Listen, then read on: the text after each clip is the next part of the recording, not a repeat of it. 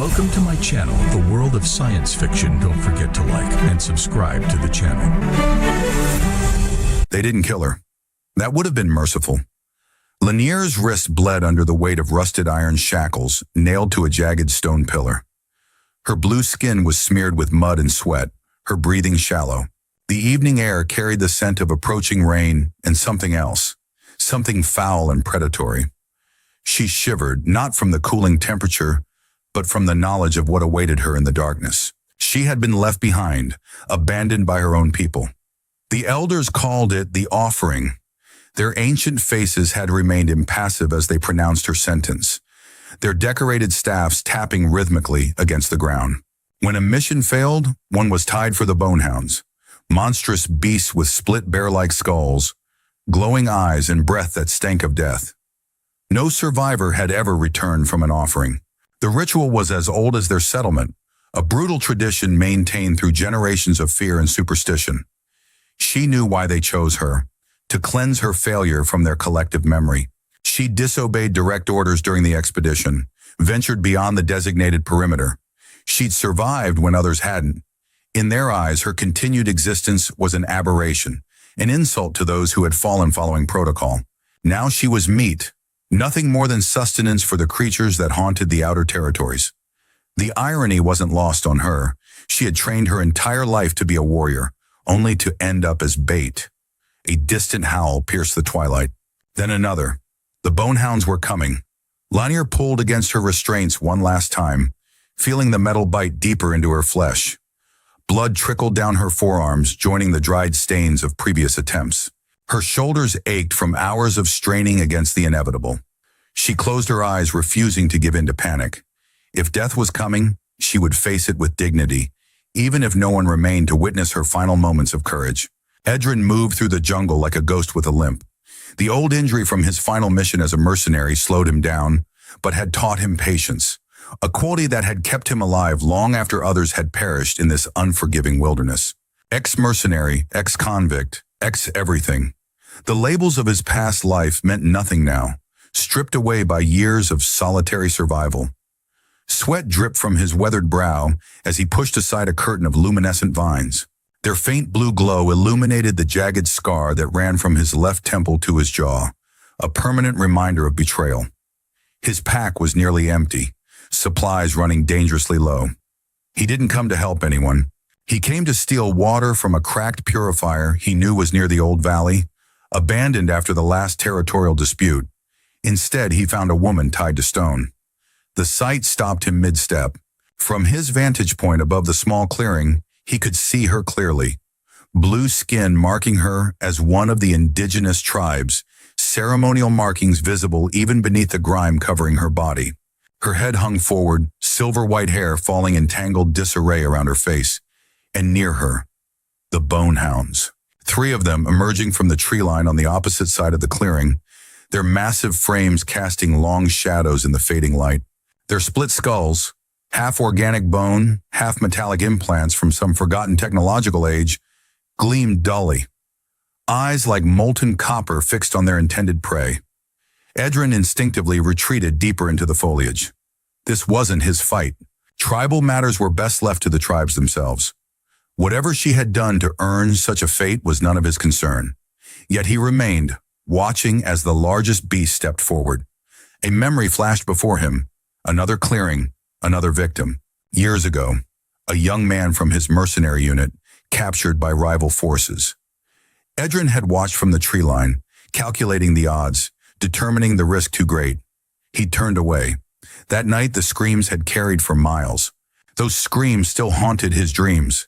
His hand drifted to the scar on his face, a permanent reminder of what followed, his attempt at redemption through self-destruction.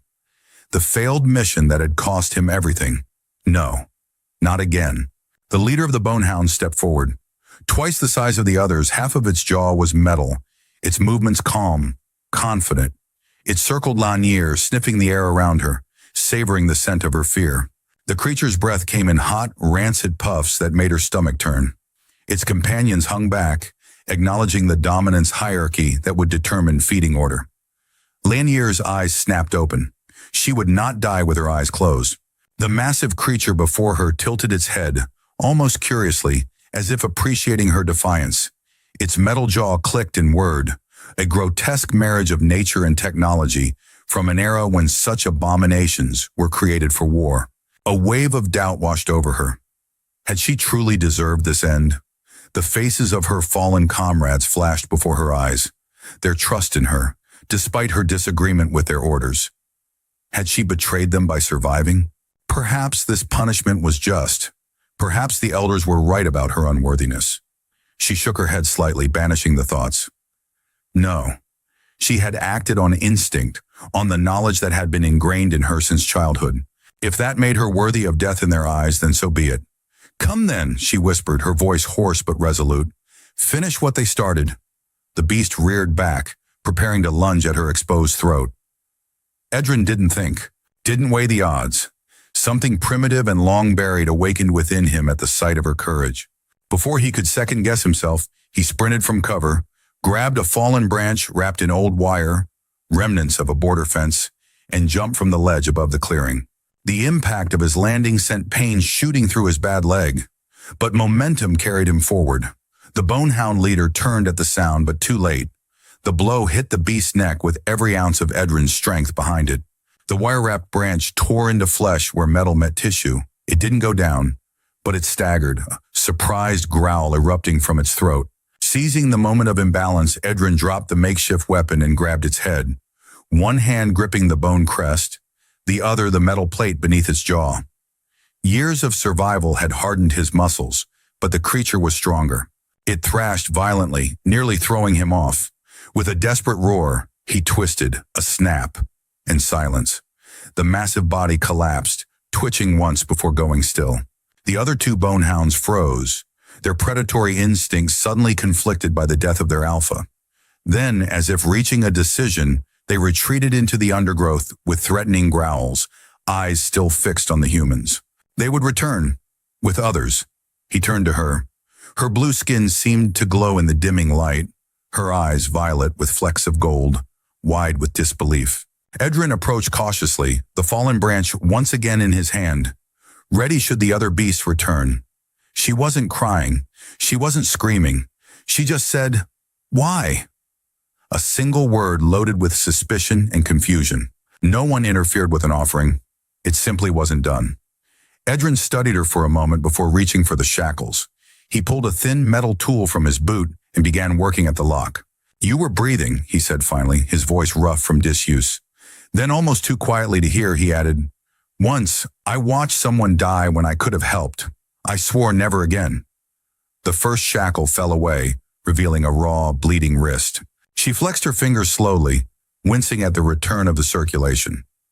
"And you killed their leader," she said, a note of something like respect in her voice. More growls came from the trees, distant but growing closer.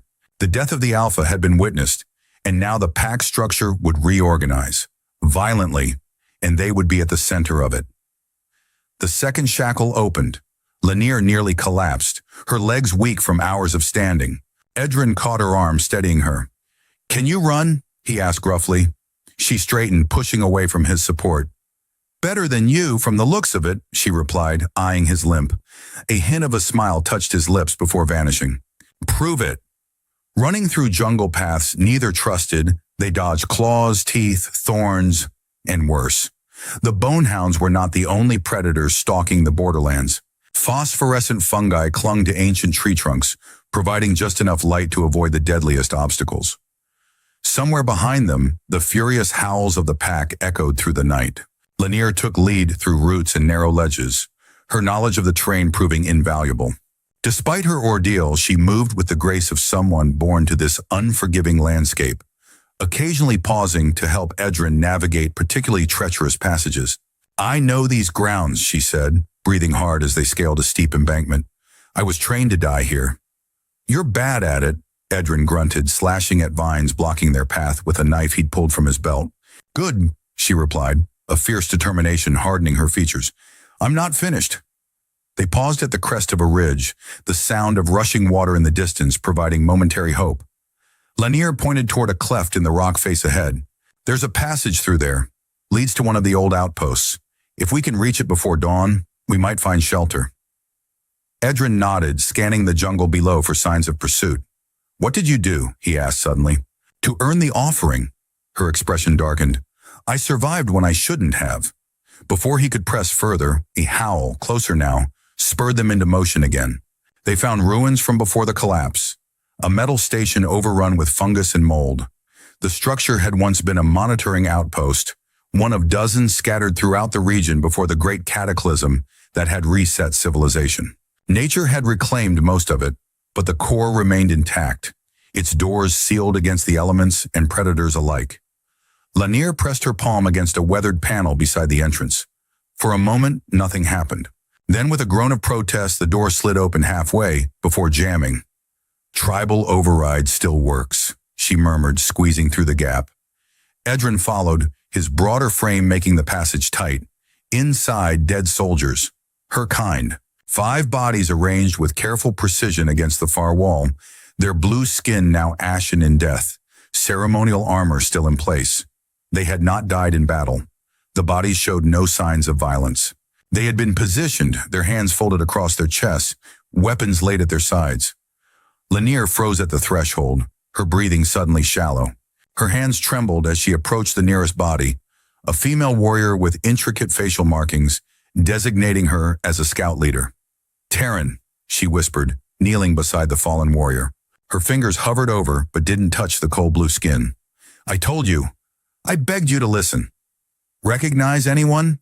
Edrin asked, moving to secure the door behind them. She nodded, her previously stoic expression cracking to reveal raw pain underneath. I left with them. Came back alone. She stood abruptly, turning away from the bodies, her shoulders hunched as if carrying an invisible weight. It should have been me there with them. If I had just followed orders instead of arguing, her voice broke. If I had stayed with them instead of turning back when I sensed danger, would they have survived? Or would I simply be the 6th body laid out here? The implication hung in the air between them. Somehow she had survived when her comrades had not. A transgression serious enough to warrant the ultimate punishment. What happened to them? Edrin asked, examining the bodies from a respectful distance. Atmospheric pocket, beyond the permitted exploration zone. Her voice struggled to remain flat, clinical, but emotion seeped through the cracks. I told them not to proceed. I sensed something wrong in the air patterns. They were following orders from the elders to push further. She pressed her fist against her chest where a tribal insignia was partially visible beneath the grime. I abandoned my duty, my loyalty. I chose survival over honor. She turned back to face the bodies, her expression tormented. I was right about the danger. They were wrong to proceed, but I was wrong to leave them. And now I live, and they don't. Every breath I take feels stolen from them. Edrin's eyes met hers across the dim room. You're not the only one with ghosts. She waited, sensing there was more. He ran a hand over his scarred face, the gesture almost unconscious. I was a mercenary, leading a unit on the northern frontier. Good money, simple jobs. His voice grew distant. Until it wasn't. He moved to the outpost's small viewport, looking out at the darkened jungle. My second in command, got captured during a routine scout. I calculated the odds of a rescue, decided it wasn't worth the risk to the unit. The words came slowly, painfully. I gave the order to withdraw. What happened? Lanier asked quietly. They kept him alive for 3 days. We heard it all. His knuckles whitened as he gripped the edge of the viewport. When I finally went back for him, it was too late. My unit turned on me after that. Can't blame them. He turned back to face her. So when I saw you tied to that post, I couldn't walk away. Not again. Something passed between them then. A recognition of shared burdens, of lives defined by survival against impossible odds and the weight of impossible choices. She nodded slowly, acknowledging the unspoken bond. Rest, she said, moving to check the outpost systems. The bonehounds won't breach these walls. Not tonight, at least. Edrin settled against a console, his injured legs stretched before him. He watched as she moved efficiently through the space, her earlier weakness now hidden beneath purposeful action. You have a name? He asked as she returned with a dusty medical kit. Lanier, she replied, kneeling to examine his leg. You, Edrin. "Well, Edrin," she said, a ghost of a smile touching her lips, "let's see if we can keep you from becoming another ghost in my collection." Dawn broke with ominous silence. Too silent. The jungle's usual chorus of creatures had gone quiet, a warning sign that experienced survivors knew to heed. "We need to move," Lanier said, gathering their meager supplies. "Something's wrong." Adrian nodded, testing his injured leg. The night's rest had helped, but pain still shot through his thigh with each step. "Which way?" She paused at the outpost door, scanning the terrain. "The settlement lies to the east, but we'd never make it past their patrols. North leads to the Badlands. Poisonous gas pockets like the one that killed my team." Her eyes narrowed. "South, through the marshlands. It's dangerous, but no one follows fugitives there." "Marshlands it is," Edrin agreed, gripping a metal rod he'd fashioned into a makeshift staff. They slipped from the outpost into the early morning mist. The jungle grew thicker as they moved south, the ground gradually softening beneath their feet. Massive tree roots arched above stagnant pools of murky water. Strange bulbous plants released clouds of spores as they passed. "Watch your step," Lanier warned. "The water might look shallow, but there are sinkholes deep enough to swallow a person whole." "Charming," Edrin muttered, following her careful path across patches of seemingly solid ground. They had been traveling for perhaps 2 hours when the attack came. Not from bonehounds or tribal patrols, but from something far worse. A ripple in a nearby pool was their only warning before a massive serpentine creature lunged from the water. Its head was a nightmare of evolved adaptation, rows of serrated teeth surrounding a circular mouth designed for latching and draining. Bony plates protected its upper body, covered in a film of toxic mucus that glistened in the filtered sunlight. "Marsh leech!" Lanier shouted, pushing Edrin aside as the creature struck. They rolled in opposite directions, the creature's head smashing into the ground between them. Mud and water sprayed as it thrashed, reorienting for another attack. Edrin was first to his feet, driving his metal staff into the creature's side. The weapon glanced off the armored plates, the impact reverberating up his arms. The leech twisted with impossible speed, its tail whipping around to slam into Edrin's chest, sending him crashing into a gnarled tree trunk. Lanier seized a fallen branch, jabbing at the creature's eyes. It recoiled momentarily, giving her an opening to reach Edrin. "Can you move?" she asked urgently, pulling him to his feet. "I'll manage," he grunted, though blood was already seeping through his shirt where the impact had reopened his wound from the bonehound attack. The leech circled them, its movements calculating as it herded them toward a deceptively placid pool. "It's driving us into a trap," Lanier realized. "That's not solid ground behind us." Edrin's eyes darted around, assessing their options. "On my signal, break left. I'll distract it." "Edrin, don't!" But he was already moving, charging the creature head-on. The leech reared back, surprised by the direct attack. Adrian drove his staff directly into its open mouth, momentarily forcing its jaws apart. "Go!" he shouted to Lanier. "Now!" She hesitated for only a fraction of a second before sprinting left, toward a tangle of roots that might offer escape. Behind her, she heard a sickening crunch, followed by Edrin's cry of pain. Turning back, she saw the leech had clamped down on Edrin's arm. His staff was lodged in its mouth, preventing it from getting a full bite, but its teeth had penetrated his flesh. Blood poured from the wound as he struggled to free himself. Without thinking, Lanier snatched up a jagged stone and charged back toward the creature. She drove the stone into the soft underside of its jaw, the one vulnerable spot beneath its armored plates. The leech convulsed, its grip on Edrin loosening just enough for him to wrench free. But as he stumbled backward, the ground beneath him gave way. With a startled cry, he plunged into the sinkhole, disappearing beneath the murky water. "Edrin!" Lanier dove forward, plunging her arm into the viscous mud. Nothing. Panic surged through her. This man, this human who had saved her when her own people had abandoned her, was drowning. The leech, wounded but still dangerous, was already recovering, preparing for another attack. She had a choice. The safe path was clear. The route to solid ground lay just meters away. She could escape, survive, continue the solitary existence that had been her fate since she'd returned alone from the mission. It would be the pragmatic choice, the logical choice. Instead, Lanier took a deep breath and plunged into the sinkhole after Edrin. The world beneath the surface was a murky nightmare. Tendrils of some aquatic plant wrapped around her legs as she kicked deeper, eyes burning in the toxic water. Her lungs screamed for air as she groped blindly in the darkness. Her fingers brushed against fabric, then closed around an arm.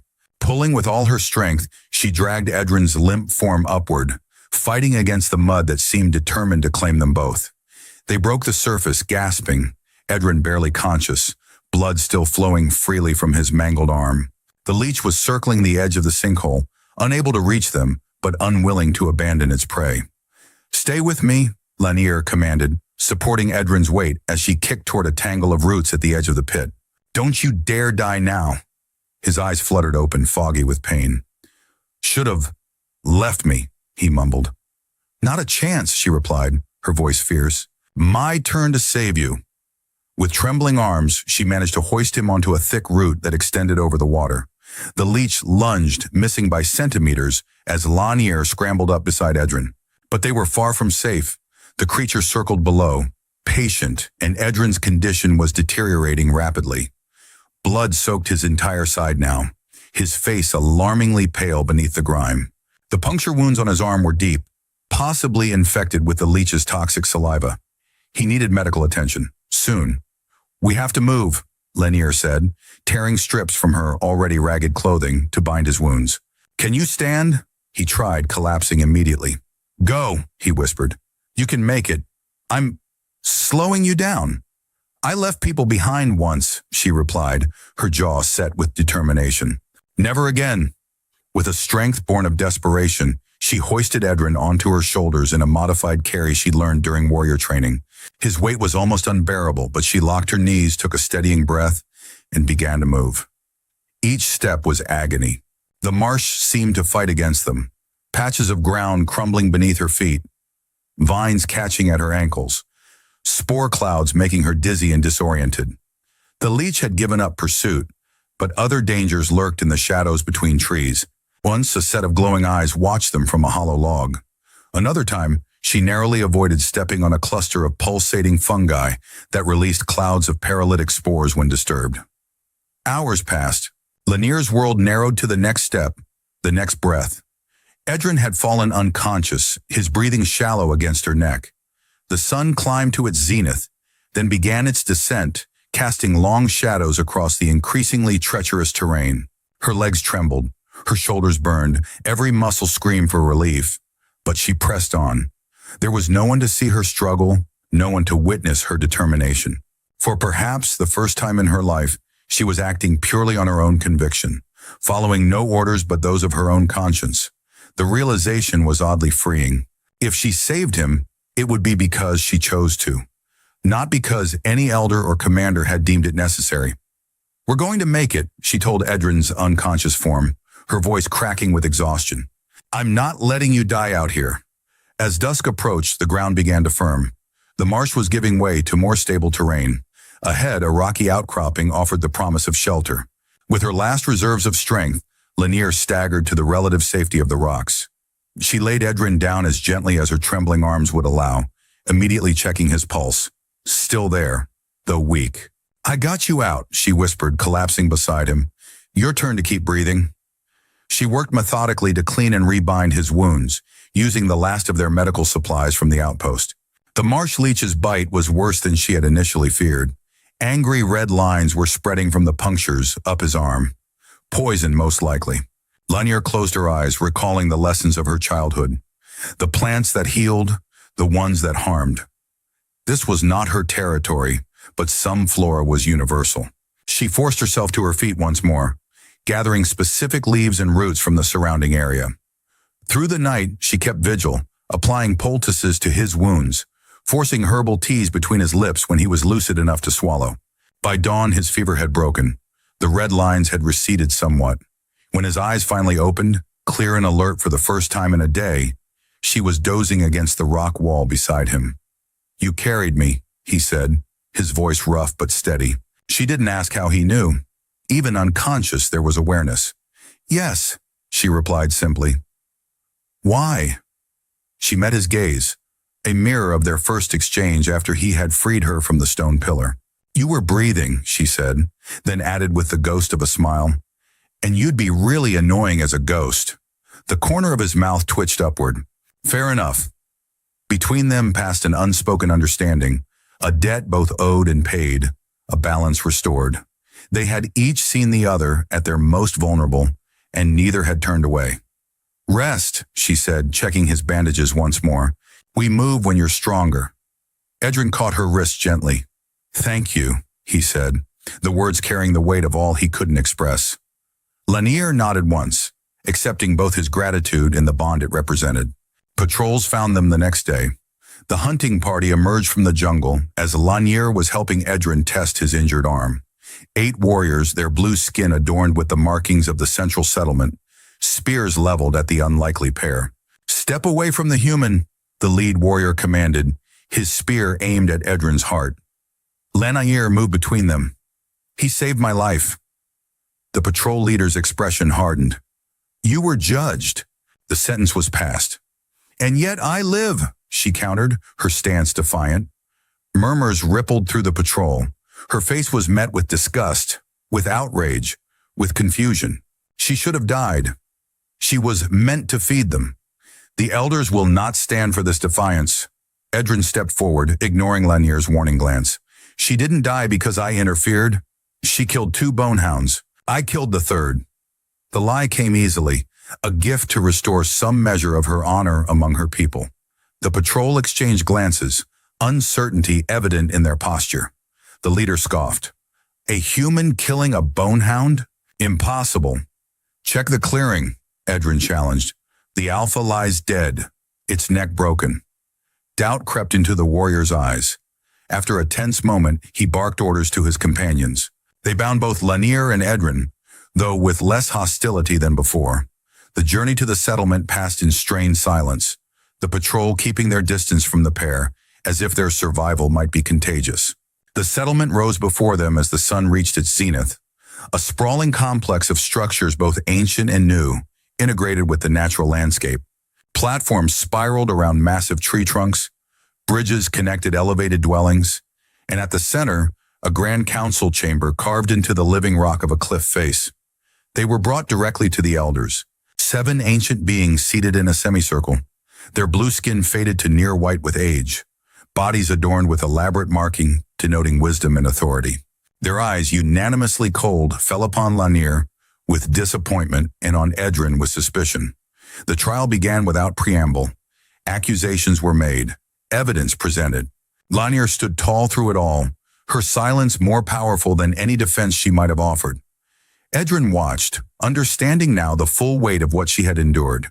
Not just the offering, but the rejection of her entire society. Her crime, being right when those in power were wrong, being alive when others had died. As the sun began to set, the verdict seemed inevitable. Exile for her, death for him, until the screams began. The creatures came again, drawn by the scent of blood and fire. The settlement's outer alarm sounded, a deep, resonating tone that sent the assembled tribe into immediate action. Warriors raced to defensive positions, civilians sought shelter, and the elders rose as one, their frail bodies suddenly animated with purpose. "The Bonehounds," one of the elders whispered, fear evident in his voice. "They've never come this far before." Outside, chaos erupted. The beasts had come in unprecedented numbers, their rage fueled by the death of their leader. The village walls, designed to repel smaller threats, began to fall under the coordinated assault. In the confusion, Lanier seized her opportunity. She slipped free from her loosely bound restraints and moved to Edrin. "Now would be a good time to prove that story about killing the Alpha," she murmured as she freed him. He rubbed his wrists, a grim smile forming. "I wasn't entirely lying."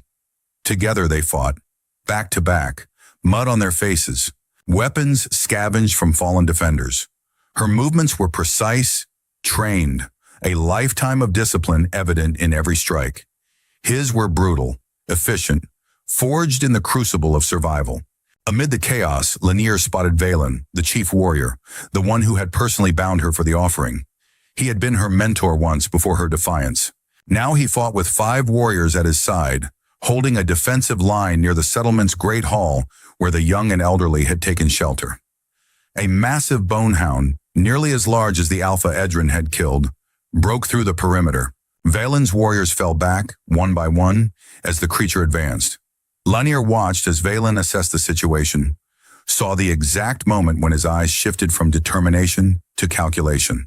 Without warning, he gave a signal to his remaining warriors and broke formation, leaving a gap in the defensive line. "Valen!" Lanier shouted. "The elders! The children!" He met her gaze across the battlefield, his expression cold and resolute. "The tribe survives through strength," he called back. "The weak are a burden we cannot afford."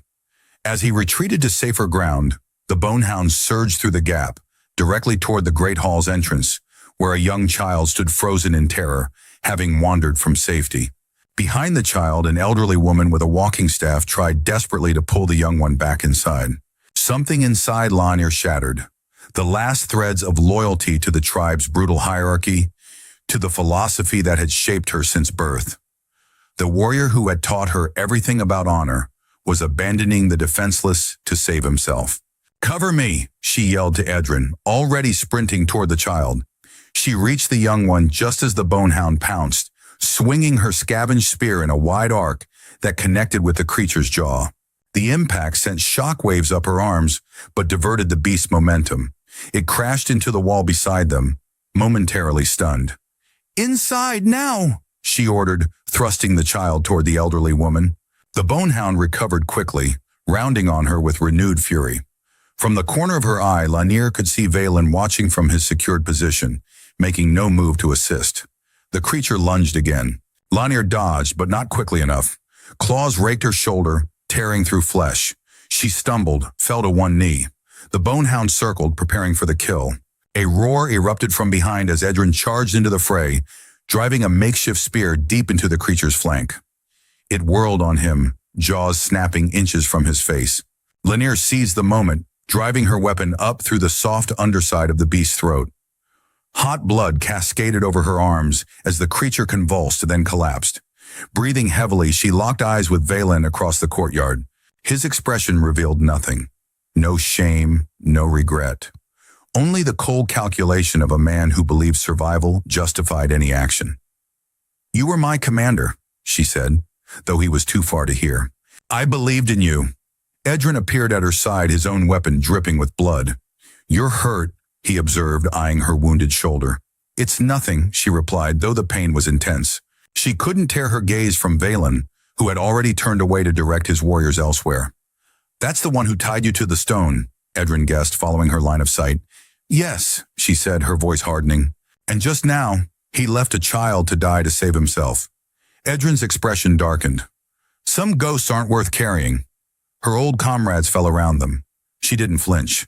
There was no time for grief or hesitation. The bonehounds pressed forward, their numbers seemingly endless, their fury palpable. One of the beasts leapt, jaws aimed at Lanier's throat. Edrin intercepted it mid-air with a sharpened shovel, the improvised weapon piercing the creature's chest.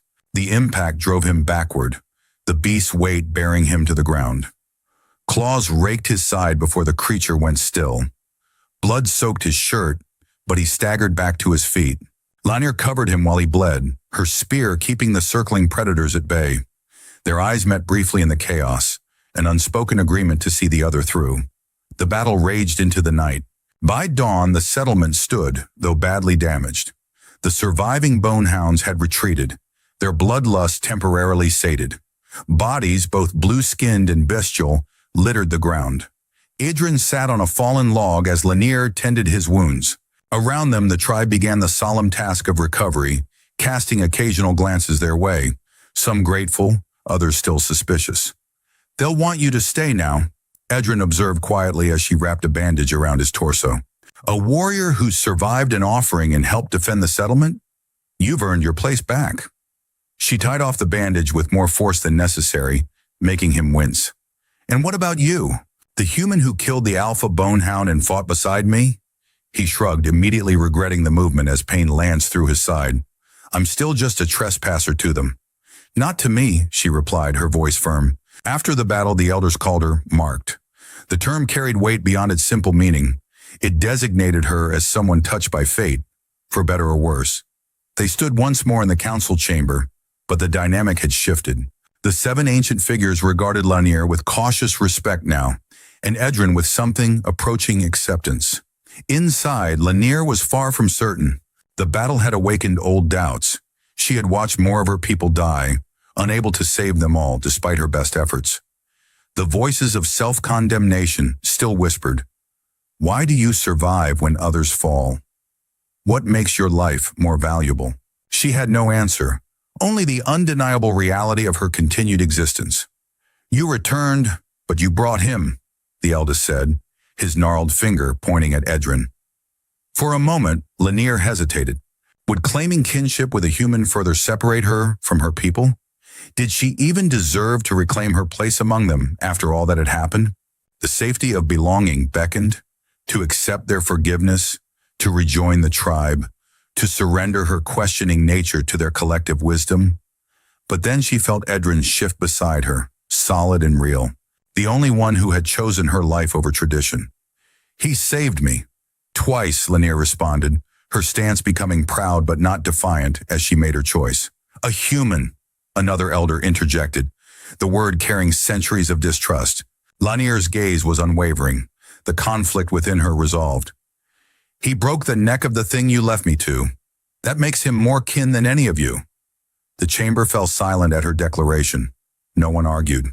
The truth of her words hung in the air, undeniable even to those who had sentenced her to death. After a long moment, the lead elder sighed, his ancient face showing the weight of difficult decisions. Lanier's decision seemed to crystallize in that moment. She looked back at her settlement, the place that had been her home, her entire world. Her tribe had abandoned her to die, and now she had witnessed their most revered warrior abandon the defenseless. The values she had once thought sacred were facades, crumbling before her eyes. "The Council acknowledges your survival as the will of the ancestors. Your place among us is restored, Lanier." She shook her head slowly. "My place is no longer here." Murmurs arose from the gathered witnesses. To reject reintegration was unprecedented. "And the human?" the elder asked, his tone carefully neutral. "His name is Edrin," she corrected, "and he goes where I go, or I go where he goes. The distinction matters little." She didn't voice the rest of her thoughts. How she had seen Valen, the honored warrior, abandon a child to save himself while Edrin, a stranger, had risked everything to help her save that same child. How the tribe's proud code of strength and honor had been revealed as hollow when tested. The elders exchanged glances, silent communication passing between them. Finally, the leader nodded once. "So be it. You are both free to leave or to stay. The choice is yours." Lanier turned to Edrin, a question in her eyes. Behind that question lurked doubt, the same uncertainty that had shadowed her since her survival. Did she deserve this second chance? This freedom? The weight of her dead comrade still pressed on her shoulders. "How can I leave?" she whispered, so only he could hear. "After everything, what right do I have to choose my own path when they never will?" Edrin studied her face for a moment, seeing beyond the warrior's mask to the conflict beneath. "Living isn't just surviving," he said quietly. "It's honoring those who can't. Every choice you make that they can't, that's how they live on." His eyes flickered to his scarred hands. "And sometimes it's about making different choices than you did before. Standing when you once walked away." She absorbed his words, letting them settle against the jagged edges of her guilt. Perhaps he was right. Perhaps the greatest dishonor would be to waste the life she had fought so hard to keep. "I've been alone long enough," he added simply. Her smile, tentative at first, then blooming into the first genuine one he had seen, transformed her face. The burden didn't disappear, but for a moment it seemed lighter. "So have I." They left at sunrise, not banished, not celebrated, just gone. The tribe gathered to witness their departure, uncertainty evident in their expressions. Some offered gifts, supplies, weapons, maps of territories beyond their own lands. Others simply watched in silence, perhaps wondering if they would ever see the marked warrior and her human companion again. Lanier accepted the offerings with grace, understanding the gesture for what it was, an acknowledgement, if not quite an apology. Valen stood apart from the others, his arms crossed, his expression impassive. Their eyes met briefly, no words necessary between them. She had seen his true nature. He knew it, and she knew it. At the settlement's edge, she paused, looking back at the only home she had ever known. The morning light cast long shadows across the structures, giving them an ethereal quality. For a moment, Doubt crossed her features. Her hand rose to her throat, fingers finding the tribal amulet that had hung there since her coming-of-age ceremony. The polished stone pendant, carved with the ancient symbols of her lineage and wrapped in intricate metalwork, had once represented everything she aspired to be: loyal, strong, honorable in the ways her people defined honor. Now it felt like a chain. With deliberate slowness, she unclasped the amulet, holding it in her palm. The familiar weight, once comforting, now seemed to represent all the burdens she was leaving behind. The rigid hierarchy, the cruel traditions, the moral compromises made in the name of survival.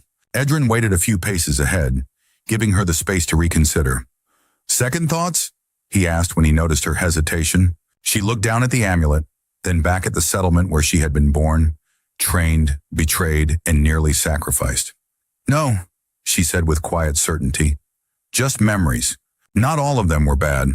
With a final glance at the pendant, she let it fall from her fingers.